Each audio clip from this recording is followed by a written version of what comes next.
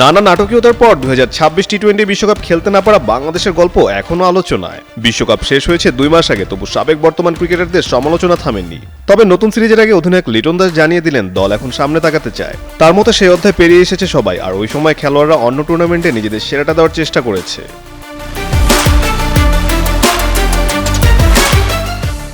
আগামী 2 বছরও অধিনায়ক করতে থাকছেন লিটন, আর এখন থেকেই ফোকাস 2028 বিশ্বকাপ, যা হবে অস্ট্রেলিয়া ও নিউজিল্যান্ডে।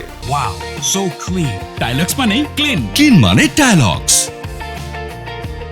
আগের প্রস্তুতির ধারাবাহিকতা ধরে রেখেই দলকে এগিয়ে নিতে চান তিনি। এদিকে নিউজিল্যান্ডের বিপক্ষে নতুন সিরিজে অবশ্য চ্যালেঞ্জ আছে। নেই পরীক্ষিত পারফর্মার তাসকিন আহমেদ ও মুস্তাফিজুর রহমান।